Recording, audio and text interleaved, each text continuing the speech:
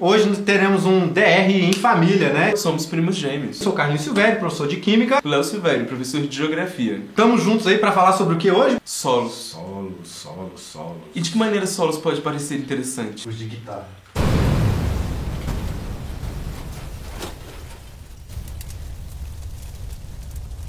A maioria das pessoas pode imaginar que solos é tipo algo muito, de fato muito chato, entende?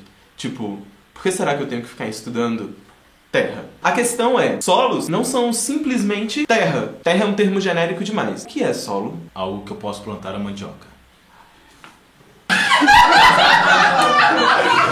Não, professor Hudson. É algo bem mais importante do que isso. Alguns homens têm que entender que o mundo não gira em torno de sua mandioca. O solo é uma mistura de 3 coisas: água, sais minerais e matéria orgânica. A formação de cada solo depende exatamente das quantidades de água, minerais e matéria orgânica. A questão é, de onde vem a água? De onde vem os minerais e a matéria orgânica? A água vem do ciclo hidrológico. Primeiro conceito básico que nós temos que tratar. Temperatura se dá pelo grau de agitação das partículas de um corpo. Quanto mais agitado, maior a temperatura. Quanto menos agitado, menor a temperatura. Tem as conversas de escalas termométricas e afins. E o que provoca essa variação de temperatura? Calor. Que vem a ser calor? Quantidade de energia térmica que flui de maneira espontânea de um corpo de maior temperatura para um corpo de menor temperatura. Maior temperatura, menor temperatura, calor. Entendeu? Você não pode garantir isso. Quando esse calor vai para um corpo, ele pode provocar 2 fenômenos. A variação da temperatura, calor sensível. Então esse calor ele vai provocar variação de temperatura. O professor de física deve ter falado um tal de que macete para você. Quantidade de calor vai ser proporcional à massa, calor específico da substância, característica intrínseca da substância, vezes a variação de temperatura, chamado de calor sensível. Você vai medir o quanto de calor você precisa fornecer a uma substância para que ela varie sua temperatura. Porém, você sabe também que ao fornecer energia térmica para uma substância, ela pode mudar de estado de agregação. Ela pode passar do estado sólido para o líquido, líquido gasoso, gasoso, líquido, líquido, sólido. Isso é chamado de calor latente. Facilmente calculado. Lá o seu professor, lá do cursinho, deve ter falado um tal de Kimala. Quantidade de calor é igual a massa vezes calor latente referente à transformação térmica relacionada a esse processo. E aí, o que isso tem tudo a ver com o solo? De onde vem a água para os solos? A questão era descobrir a origem da água. A partir do ciclo hidrológico, você tem água vindo de todos os lados. Você tem água vindo do vapor, tem água vindo do oceano, do aquífero, da chuva. Todo esse ciclo hidrológico contribui para a mistura de água aos sais minerais. Essa água se mistura aos sais minerais a partir do processo de erosão. De onde é que vem essa água? Como é que essa água chega de um ponto ao outro?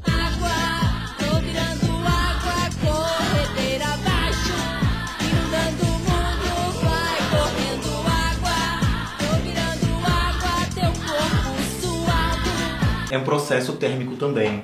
É o processo chamado de condução. Que nós temos 3 processos a ser falado, né? Um característico de sólido, chamado propriamente de condução térmica, onde a energia térmica será transmitida molécula a molécula, estrutura a estrutura, partícula a partícula. Um outro processo, que é mais interessante do que nós estamos falando, é chamado de convecção térmica, que é um transporte de calor turbulento, onde necessariamente eu tenho transporte de massas. Onde eu vou ter, por exemplo, aquela brisa, o ventinho, uma movimentação das massas oceânicas. Tudo isso se dá por convecção térmica. Junto a isso tudo, nós temos a irradiação térmica, que é a propagação do calor por ondas eletromagnéticas. Bate palma com bumbum. Então, os minerais vêm da erosão. E nós vamos ter aí o entendimento de erosão como um processo contínuo, natural. O processo de formação dos solos vai demorar milhões de anos. A gente não pode considerar a chuva ácida um processo erosivo. Porque se eu considerar ela um processo erosivo, ela é variável no tempo e espaço. A chuva que tem 1 grau de acidez hoje não tem o mesmo grau de acidez amanhã. Só processos naturais e contínuos. E nós vamos ter 3 tipos de processos erosivos acontecendo: erosão química, física e biológica. Opa, você falou de química? Tudo envolve química, pessoal. No caso do intemperismo, é a ação da água, da chuva, que ele já falou aqui, né? Ele acabou de falar. Dentro desse processo aí químico, nós temos 4 coisinhas aí que são muito importantes. A oxidação. A água vai causar a oxidação, na verdade, oxigênio que é liberado aí na água, né, que está presente nas moléculas de água, vai causar a oxidação de alguns materiais, ou seja, ele vai alterar a estrutura cristalina. Então, se você altera a estrutura de um mineral, você transforma forma a estrutura, imagina, né, rede cristalina. Então imagina como temos as ligações, os vértices, as substâncias aqui, os elementos químicos ligados em cada ponta do vértice. Quando a gente faz a oxidação, a gente vai alterar exatamente essa estrutura, ou seja, se ele era antigamente uma forma cúbica, ele pode virar-se uma forma hexagonal, graças à ação aí desses estados de oxidação. Então, tadinha, a Núbia caiu. É o segundo processo, que é a hidratação. Aí, no caso, dentro dessa rede cristalina, a entrada de moléculas de água. No caso do NaCl, cloreto de sódio, todo mundo conhece. Ele tem uma rede cristalina cúbica. Lógico, no solo a gente vai estar tratando de compostos com NaCl, mas serão outros compostos que possuem redes cristalinas até semelhantes ao NaCl. E as moléculas de água interagem dentro dessa rede cristalina, formando aí outros compostos e vai reagir e vai ter uma diferença aí muito grande no peso molecular e assim por diante. O terceiro processo é a dissolução. A água vai dissolver alguns minerais que são essenciais. Pode ter a lavagem por meio dessa dissolução.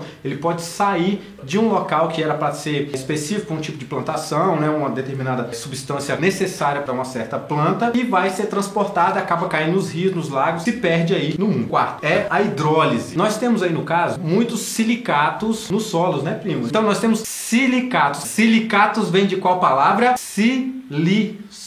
Ou seja, são minerais formados a partir do silício. Sabemos que é um dos minerais que está em maior abundância aí na Terra, né? Eles vão formar com a água, ou seja, vão reagir com a água, formando substâncias alcalinas. Esses silicatos vão aumentar o pH do solo. Os silicatos vão reagir com água, formando substâncias alcalinas, elevando o pH do solo. Sim, pH alto é ácido? pH alto. Quando a gente aumenta, eleva o pH, a gente está aumentando a alcalinidade. Na verdade, está aumentando a concentração de hidroxilo, ou seja, o solo fica mais básico. E quando a gente diminui o pH, a gente aumenta a concentração de H+, ou H3 ou mais, que são reativos, substâncias reativas com a água, vai formar o íon hidrônio, tá? E esse íon diminui o pH. E o último caso, acidólise, que é a formação de ácidos orgânicos, e esses ácidos orgânicos complexam alguns metais de transição, que são muito importantes aí no solo. Ferro e alumínio é muito importante. Ferro é sempre bom. Depois do intemperismo químico, né, a gente vai ter os processos de intemperismo físico. O primeiro deles é a quebra gravitacional, quando o peso de alguma coisa quebra a rocha. O peso da água, por exemplo,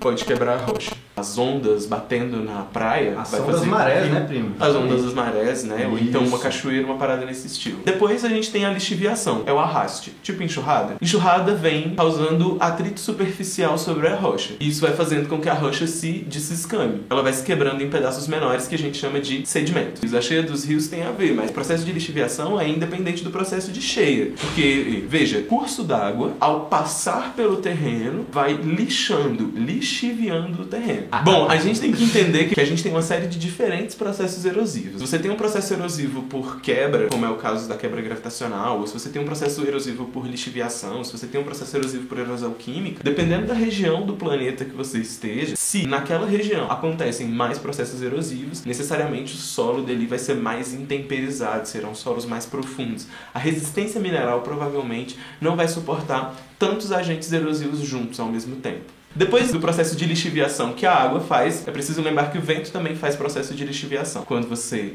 tá vindo, linda, andando com seu All-Star, e de repente vem aquele vento, e você não pode ter um All-Star branco em Brasília. Famoso pé de Todd, popularmente conhecido aqui em Brasília, né, como pé de Todd. Né? E além disso, a gente vai ter a erosão biológica. Em geral, ela é causada pelas plantas. Só que quanto às plantas, existe uma questão muito curiosa. Você não pode pensar na planta simplesmente como um agente erosivo. Ela é erosiva, mas é agregador. Ela erode a rocha, mas agrega o solo. Pela raiz, ela mantém o solo todo junto. Os problemas de solo não vêm por qualquer outro motivo que não pelo uso que nós seres humanos fazemos deles. Agricultura. O processo de agricultura tem muita água. A água infiltra no solo. Conforme infiltra no solo, os minerais vão sendo arrastados para as partes mais baixas do solo e vão começar a se acumular. Que foi até o que eu falei, né? Na parte aí da dissolução até, né? Desses minerais. A maioria deles são hidrossolúveis, ou seja, são solúveis pela ação da água. No fim das contas, eles se acumulam nas partes mais baixas e muitos deles podem ser sais, metais. E aí a gente vai ter dois processos, salinização e laterização. Salinização é acúmulo de sal. E sal não é bom. Sal, em lugar nenhum, demais, é bom.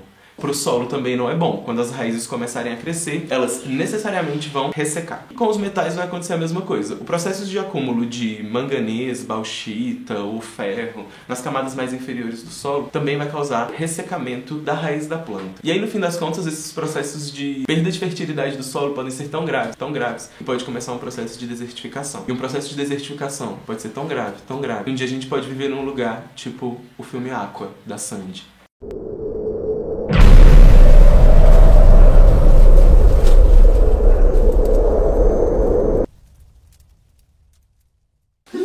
Valeu, Pedro. Bom, é isso aí.